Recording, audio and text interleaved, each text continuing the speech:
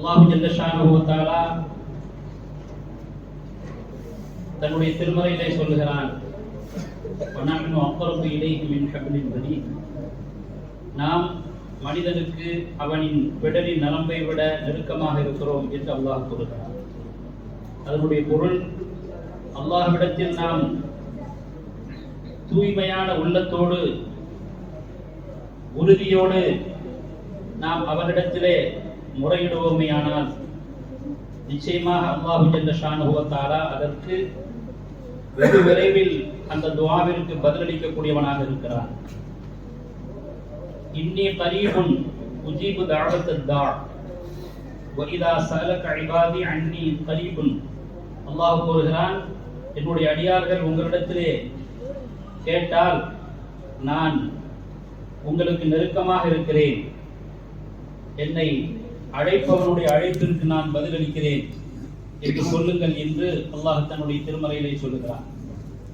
ஒரு மனிதன் யா ரப்பி, என்னுடைய இரட்சகனே என்று சொன்னால் அல்லாஹ் இப்படி பதிலளிப்பதாக வருகிறது, லப்பைக யா இபாதி, என்னுடைய அடியானே இதோ நான் வந்து விட்டேன்.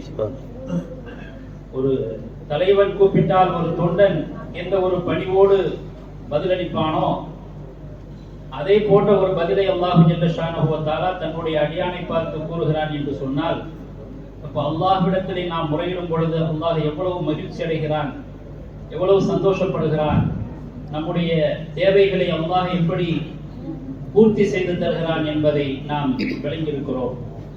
அந்த அடிப்படையில் இப்பொழுது இந்த துஆவினுடைய மஜ்லிஸ், துஆ செய்ய இருக்கிறோம். ஒவ்வொருவரும் தங்களுடைய மனதில் தூய்மையான எண்ணத்தோடு நாம் கேட்கின்ற இந்த துஆவுக்கு அல்லாஹ் ஜல்ல ஷானஹு வ தஆலா நிச்சயமாக பதிலளிப்பான் என்ற ஒரு உறுதியான யகீனோடு நாம் இந்த துஆவிலே இப்பொழுது நாம் ஈடுபட வேண்டும். அல்லாஹ் ஜல்ல ஷானஹு வ தஆலா நம் அனைவர்களுக்கும் அதற்கு தௌஃபீக் செய்தருள்வானாக. துஆவிற்கு முன்னால் எல்லோரும் 11 தடவைகள் நபி அவர்களின் மீது ஸலவாத் சொல்லும்படி உங்களிடத்திலே கேட்டுக்கொள்கிறேன்.